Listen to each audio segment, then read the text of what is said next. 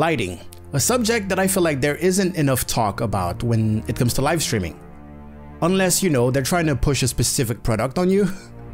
I don't see enough talk about lighting, about actually learning how to modify and manipulate light in order to get original results. The big discussion about, oh, the more money you spend, the better your lighting is going to be, which is not necessarily true. You spend money for convenience, for how easy it is to use, how durable a product is going to be, for all the little details that make it specific to your craft.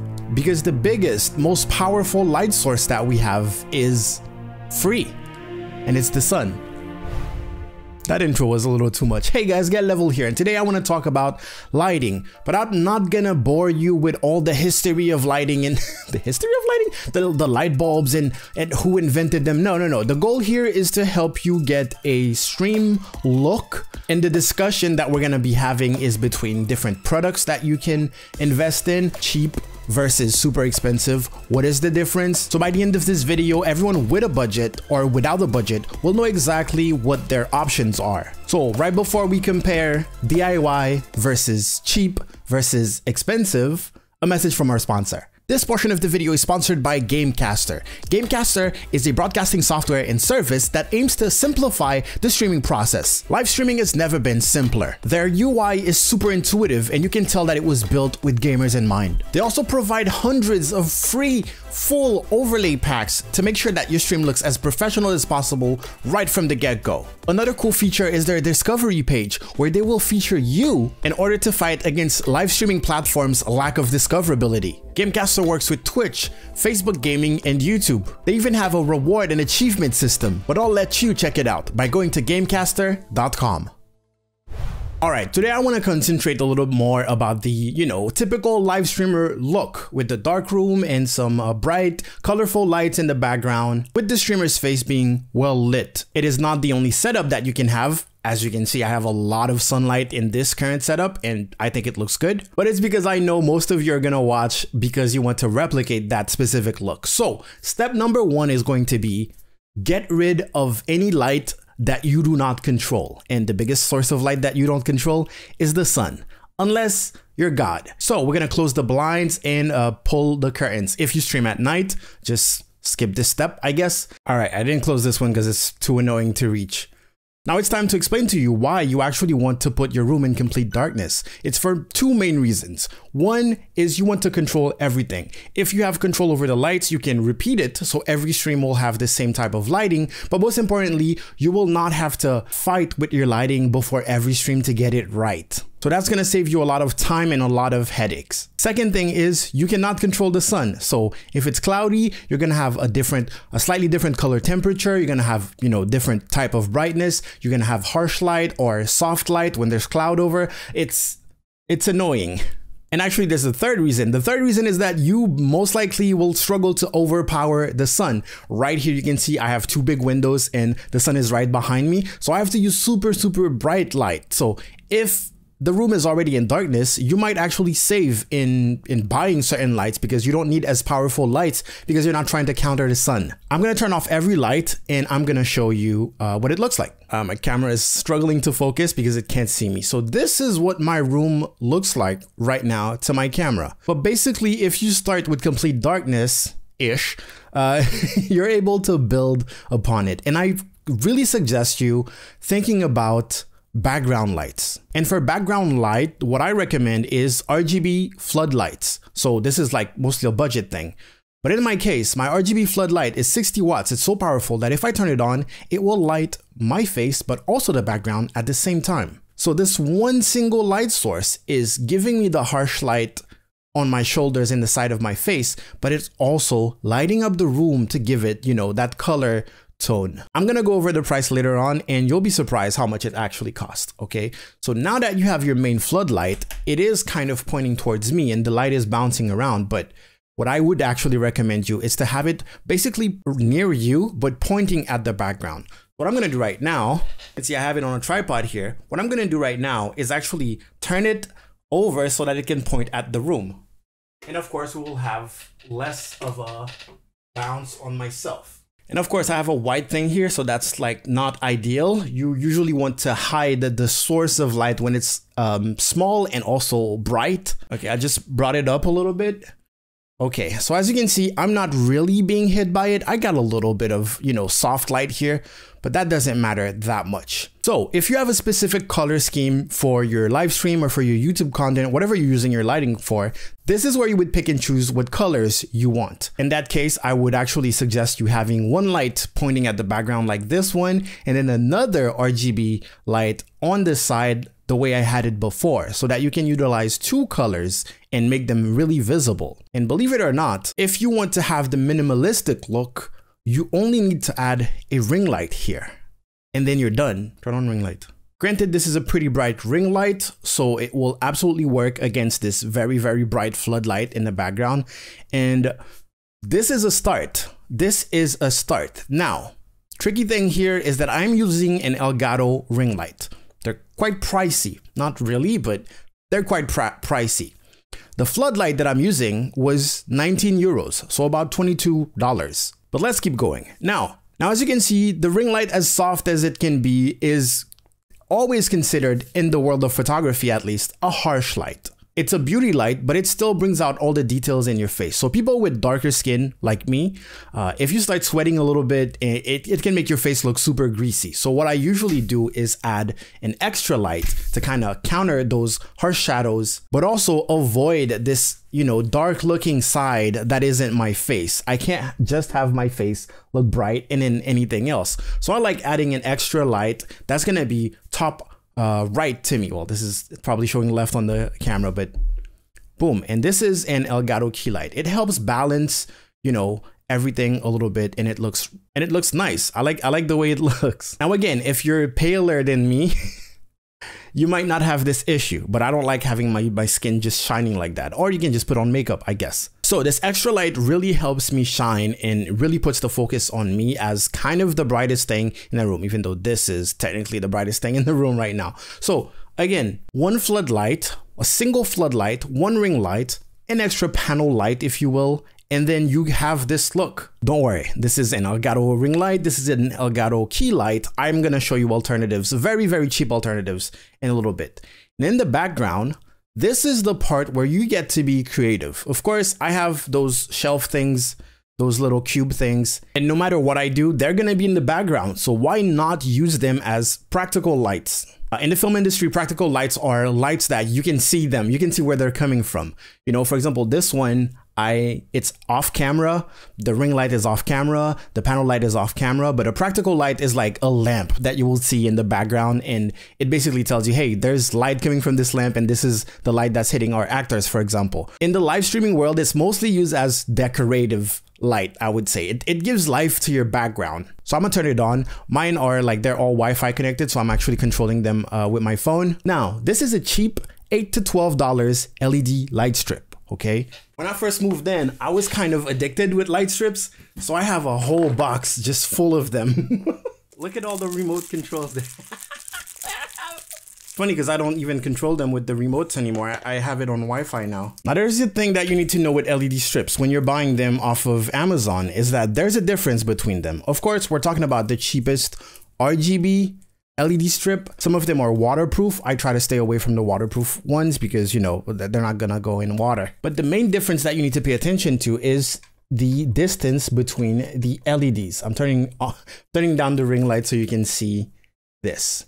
As you can see, yeah, there's quite a bit of distance in between those two. Now, if I put them in the background, you won't see a difference, right? Because this is hidden. This is hidden so well that, you know, it's bright. You don't really see a difference.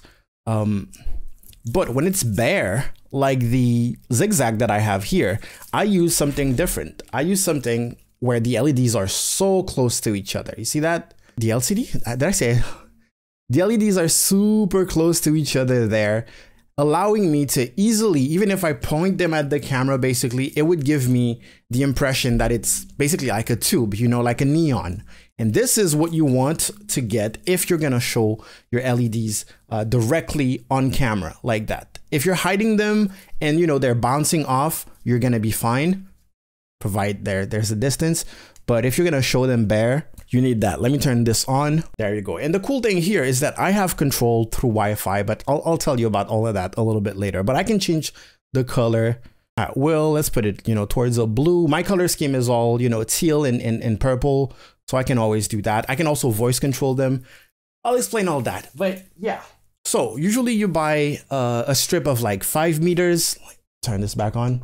A strip of like 5 to 10 meters, and it's like $12, and it comes with a DC adapter that will look like that.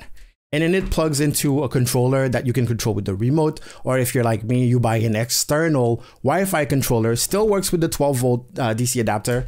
And then you just plug it through an app with your phone. So this is kind of complete. I still have those, wedding lights or fairy lights that I'm gonna plug in a couple minutes and tell you about. But basically the goal is to have control over everything. What I used to do before I started stream is I would literally walk up or as close as possible to those lights with the remote, and I would turn them on. I would pick a color, and then I would be good. Now I can just, ask my Amazon Echo to turn them on, and it turns them on. I can change the effect. For example, a cool thing with this is that I have a mic effect.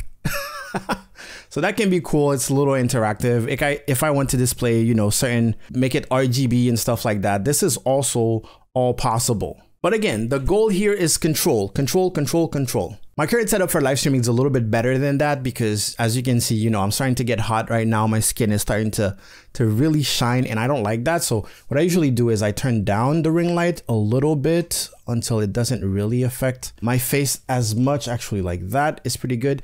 And then I usually turn this projector around, so the whole room is not being affected that much. But if I really wanted to, I have another 50-watt projector that was what, $30, and that can flood the room basically. So it's gonna be kind of harsh, but I like how bright and how much contrast it adds because of the brightness here. I need to stop this one behind me. I wanted to stop moving so much. Okay, so yeah, this is my current main setup. This harsh, hot spot brings a lot of attention to me, and that's exactly what I want. My face is well lit, plus it has one of the two colors of my color scheme. And in the background, there's also some practical lights that might move or not. The thing is, you don't want everything to be moving RGB. It will draw the attention away from you. Another additional thing that I've been doing lately is my Divum Pixel. And this is a little pixel animated thing that you can buy that is also controlled by Bluetooth. So if I want to display a specific message or some specific animations, I can also do that. But I don't use it always because it still draws a lot of attention to it when people are trying to listen to you talk. But it's a cool little gadget to have in the background. I would love to have like multiple, but my room is kind of big, so it's kind of hard. All right, now it's time to talk about budget and basically put money into the equation here. All right, it's probably felt like a big show off. Oh, look at me, look at all the money that I invested in lighting. This is not the case because right now you are currently looking at $19 for the floodlight. $12 max for the Zigzag Light. I'll explain how I made it. And then another $8 to $12 for the shelf light. They're both just the same pretty much RGB strip, right? So what you're looking at right now is around $50 worth of lighting. I really want you to understand this. I really want you to never use, I don't have money, so my lighting is crap, as an excuse. Never use that. Not around me. Especially if you have a Go XLR, you're saving for a Shure SM7B, you have the Stream Deck and all of that. When the most important thing of your live stream, you could be looking way better for a fraction of the prices. Now, of course, I turned off the most expensive lights that I have, the Elgato ring light and the Elgato Key Light. Let's replace the ring light by the cheapest ring light that I could find. That came with my face tracker. As you can see, you can't even tell that it's on because it doesn't match the brightness of the Elgato Key Light at all. But if you move it closer, you actually get a certain result. So if you have a wide angle camera, all you have to do is be a little closer to the light, but still, it's not bright enough. It's USB powered. I could also adjust the brightness on the RGB projector because this is 60 watt blasting directly into my face. The problem is when you're buying cheap RGB anything, most likely they're using LEDs that are not meant to be on camera. So because of the shutter speed of your camera, if you try to lower the intensity, you're basically lowering the frequency. And this is where it gets complicated and it gets annoying because right there you can see some lines going through, and that is because of the RGB projector. This ring light, however, was designed to be on camera, so we don't get that effect with the ring light, even though it's $10. It's shaking, it's rattling, it's so annoying. So if you adjust your settings or the distance, you might be able to get a result, but you really need to try. I can lower the shutter speed on my camera, for example, and now it is bright enough. I could also bump up the ISO, but I would get like some noise. Like you sacrifice some quality when you don't have a bright light. But would you look at that? I turned off the projector, so now we have a $10 light, two $12 lights, and you are looking at a $34 light setup. And this is what you would get for $34. That being said, if your cheap light is bright enough and you don't want to sacrifice quality at all, you can just turn this light the other way a little bit, make it bounce against a wall or something like that to decrease the intensity in order for this light to be more visible. I look straight at it. All right, I turned it around. Now you can see it's way softer here. So I basically decreased the power without actually going on the remote and creating those weird lines. And this light still works, but at a distance, it doesn't do it. Now, if you've been watching this channel for a while now, you'll know that DIYs are also an option. And the cool thing with DIY is that you can get the power intensity that you want at a fraction of the cost. That $10 ring light that I have is really not powerful enough for any good use. But this panel light is actually bright enough to serve the same way that I use the actual Elgato Key Light. And this is a cardboard version of it. If I put it kind of close, it can actually illuminate my whole face at the same shutter speed. But here's the thing. In order to make this light, I only bought one white LED strip. It's easier to get powerful white LED strip than to buy an RGB and try to use the white. Don't do that. Don't buy cheap RGB strips and try to use it for a white panel light. It's a mix of all the colors that they're gonna try to project to make the white, and it's gonna look awful. And most likely it's not gonna be very bright. But this is a $10 light. I have a full video on it, and it comes with a dimmer. Now, remember what I said about LEDs that are not meant to be on camera, that were not made to be on camera? This has a dimmer with it. But if we start dimming, sometimes we can see a little bit of flickering. Yes, I see it. You can see it on my hand there. So there's definitely some flickering. If you put it full like that and you adjust your shutter speed and your exposure, basically, you're completely fine. But here's the thing. If we have the RGB projector plus this light panel, this should be sufficient. Of course, it doesn't give you that cute beauty light of your whole face being illuminated, but it gives you a cool little contrast that is, in my opinion, does more gamer and more dramatic and more cool, really. Let's turn that RGB back to our side. So what I'm saying to you right now is that a $10 light, this one, plus a $19 Rgb Floodlight is pretty much all you need to start. Then if you want to add, some background practical or decorative lights, add an extra $24. I'm tired of holding it. Let me put it on a tripod or something. All right, I have it on a tripod. The cool thing is that if you want it to be a little softer, you can just slowly turn it away from you so you can get just the diffuse part of it. And if you want it brighter, you can just turn it, more really facing you.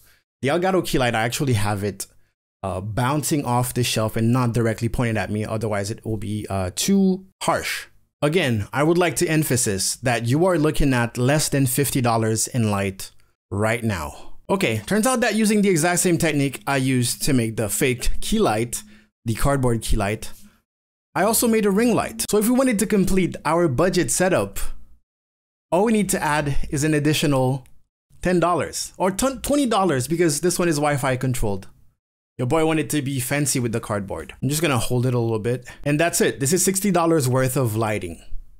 If you wanna take $20 off of it, this is $40. But as you can see, it's not as flattering. This RGB projector really does like wonders. And boom, the RGB floodlight really is the key to all of this. And again, because of my skin tone, I actually need more powerful ring lights to bounce off my face in order to look bright. You know what? Let me turn on the wedding lights to show you what it looks like. for 15 bucks on Amazon. There you go. So those give you a pretty cool effect. The reason why I don't turn them on anymore on my live stream is, as you can see, the flickering is really bad, and those are really not made to be on camera or anything like that.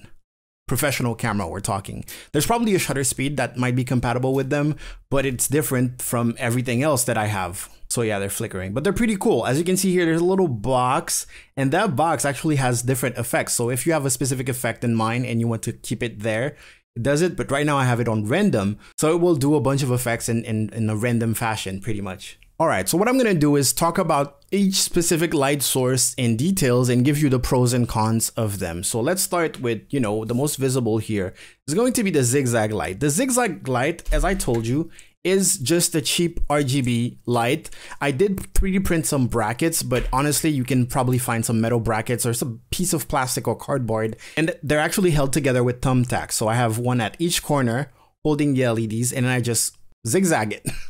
That's it. I have so many people on my live stream, they're like, oh, those lights are dope. Like, where did you get them? What brand is this?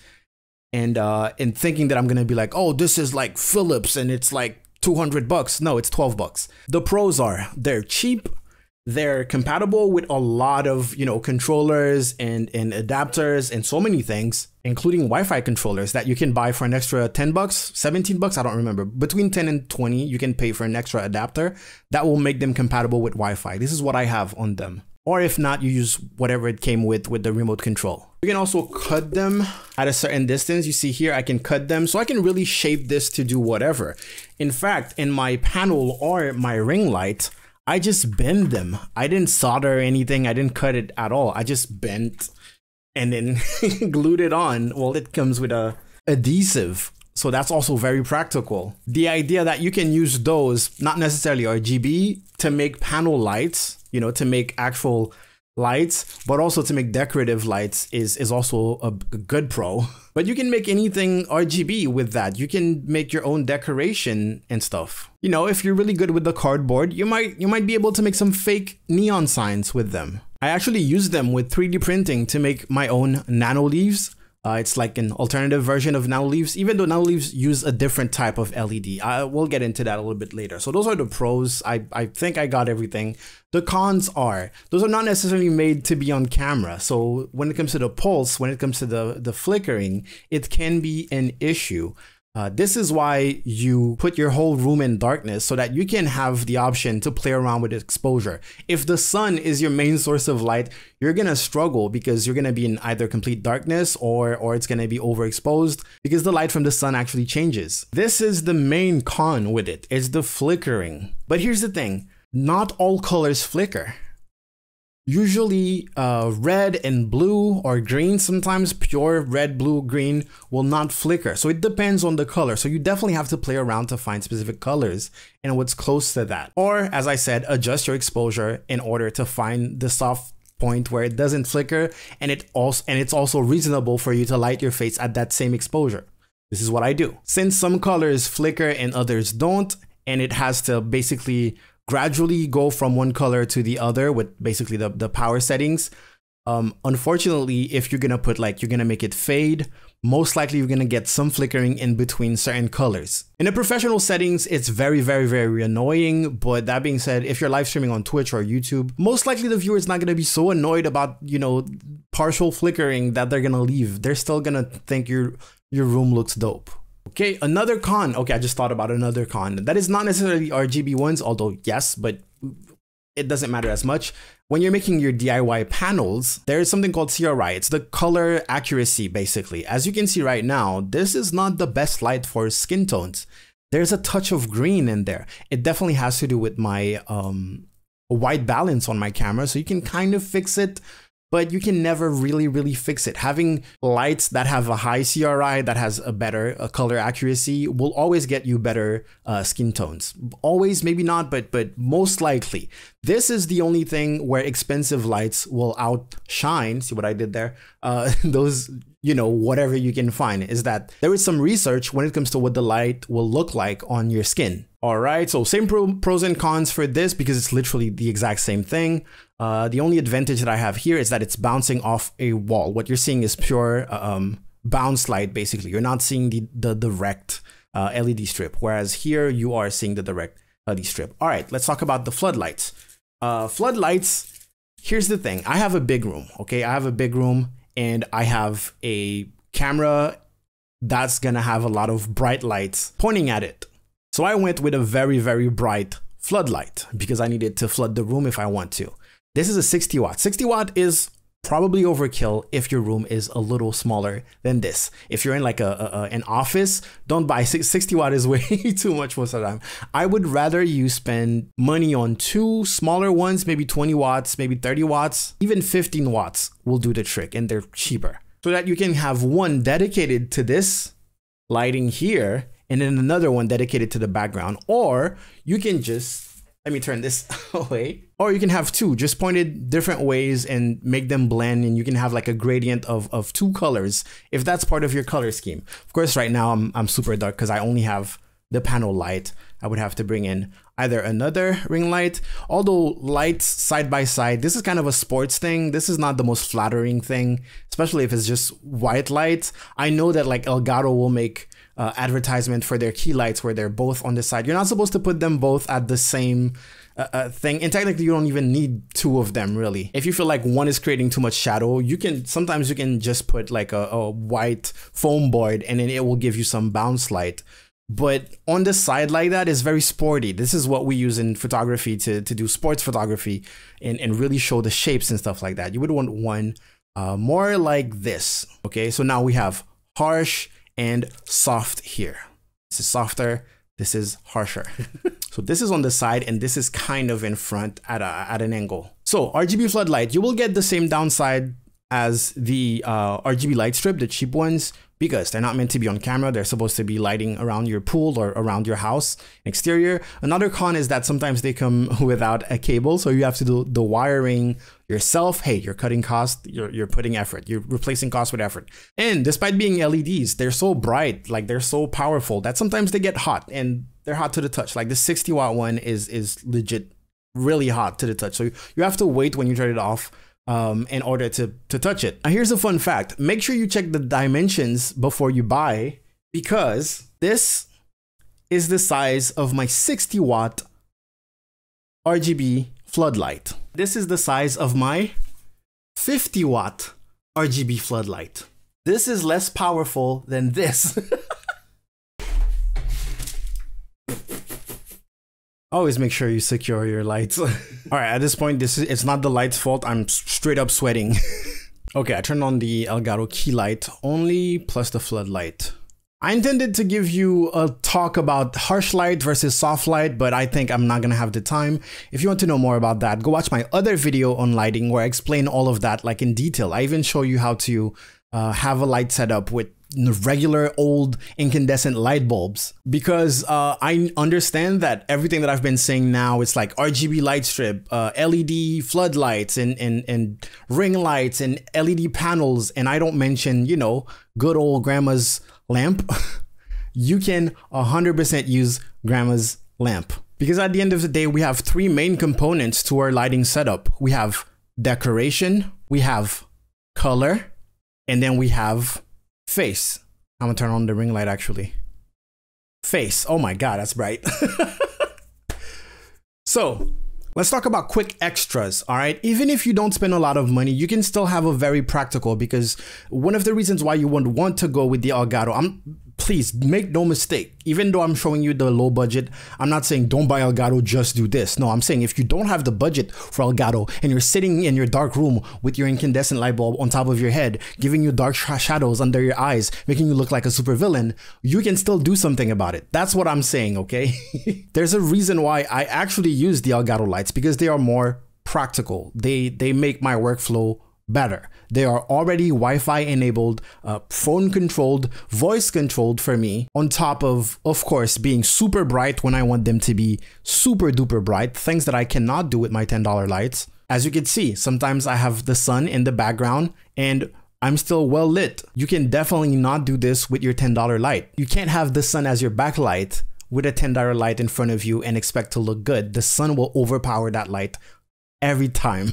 The fact that they were specifically made to be on camera, so no flickering, that you can control them through your Stream Deck, that they are very much part of live streaming. You know, they're made for live streamers. So all of the boxes that you would want are pretty much ticked. Something I didn't mention is the balance between, you know, cold light and a very orange light. This is something that the Elgato lights also do. So if you have practical lights that are those old yellowish incandescent light bulbs, you can actually make everything match, and all you have to do is make sure that your color balance is well adjusted in your camera. So your camera will see it as normal as white light if every main light for your skin tone is the same color. This is something that you might have to spend extra money on if you want to add it to your DIY. Turns out I do have that on my DIY ring light. But not on the light panel. But also an advantage for the cheap ones is that you can add those components. Remember when I told you that these things are compatible with everything? If you want to control them voice controlled and, you know, the intensity and stuff like that, set shelves to red. You can do that. And it's an extra 15 to 20 bucks per light, unfortunately, but it's still possible. And it's still, you know, the overall cost is still low compared to getting like professional lights. But at the end of the day, you are the one who needs to realize and think about where is that perfect balance between, am I spending too much on DIY where I can just buy practical things that I know is gonna last longer, has better build material, has, you know, a guarantee to some point, some customer service attached to it, because that thing is cardboard. If I used it every day or if I touched it every day, it would certainly break down at some point. I can repair it, sure, but now it is not practical anymore. Anyways, one last thing that I want to show you is an actual example of, you know, incandescent light bulbs. I have, you know, basic light bulb thingy. You can buy this for probably at the dollar store. It just holds, it's an E26 socket. You put the light bulb in there. You're gonna turn off the other lights. And on this one, the switch is at the back, but most likely you're gonna find one with the switch on the cable. Let's turn that on. And oh my God, that looks terrible. But again, you can adjust your white balance to make your camera think that this is white, and it will adjust to your skin tone. Now, allegedly, this is better for your eyes than projecting blue LED lights in your eyes, allegedly. But also, if this was to take the place of my panel light, it wouldn't be too bad. Again, the secret sauce is the floodlight. The floodlight just makes everything looks good. So you can still do the same setup with, how much do those cost? $3 maybe? You might buy the socket and cable for $8 maybe. I'll try to find some links and I'll put them in the description. I'm gonna turn off the floodlight and I'm gonna change the white balance on my camera and see what it would look like. Right now I have my white balance set to fluorescent lights, day white. And I'm gonna find incandescent or something like that. This is daylight, so it adds more. This is auto white balance, so we're getting somewhere. As you can see, it's a little less yellow. This is daylight. Well, this is cloudy. And boom, incandescent. And as you can see, my camera thinks that this light bulb is white. And you saw how orange it was, right? Now, the main issue that we have here is that, okay, cool, Gail, you showed us that, oh, this looks good as a side light, as a harsh light that you can put a hair light, shoulder light. You know, it looks okay when it's like that. What if I want it to be my face light, my main light? If I put it like this, it doesn't look too bad. Is this flickering? Are you kidding me? So as a face light, not great. Plus this is like, this is gonna stay in your eye for a while. You don't want that. Also, technically you don't want to use this light. Those get super hot and super dangerous. But if you don't have any other option, you can still diffuse it. Now this will require you to put something in front of it, but not touching it. And I can show you the difference between harsh light, and one way to see like how harsh it is to see the shadow on my nose here. And I'm just gonna put a piece of paper like that. Now, of course, we lose a lot of light, but if I get it closer, the shadow is there, but it's so soft. So if you adjust your camera in order to be more sensitive and you put diffusion, people put shower curtains, some people will put, you know, just bed sheets, but the most used is parchment paper, which is what I actually use on my fake key light. Parchment paper, because if it gets hot, it's not gonna immediately burn. They burn, okay? Parchment paper burns. Watch out. Again, don't make it touch it, okay? Don't touch it. This gets super hot. But this is something that you can also do with LED light bulbs. If you have a normal white or yellow LED light bulb, you can also use it as a face light. If it's too harsh, you can always diffuse it. You would want to adjust the exposure on your camera. Now my shutter speed is down, so my exposure is up. You see how soft this looks? Look at that. Regular incandescent light bulb. So if on top of that I add a harsh light, let me add the Elgato Key Light as a harsh light, and I can even color balance it so that it kind of matches it, so my camera will think that both lights are white. Because at the end of the day, if those things are all off camera, who cares? Who cares that you're not using, you didn't spend $100 or $250 on your light. If I had this as my regular setup, you would never know that, oh, he just uses like a regular $2. Probably you get incandescent light bulbs at $1 at the dollar store, right? $1 lighting for my main face light. You wouldn't believe that. The result is what matters the most. But again, if you want to spend money, make sure you spend money for a good reason. And a good reason here would be not to have a fire hazard near you at all times. If you have pets, they might touch it, they might make it fall down. If this falls down, it breaks and it sends hot shards of glass everywhere. You don't want that. Wow, I messed up my whole setup just to show you all those examples. I want to show you one last thing. It's an abomination that I made in the pursuit of bright, soft light. This is a lampshade, normal lampshade. I wired and hot glued 3 E27, E26 sockets to have 3 light bulbs like that. I put, oh, the echo. I put aluminum foil all around it to reflect the light because I wanted the light to go forward. And then all I had to do is add parchment paper there. You want to know the crazy thing? That worked.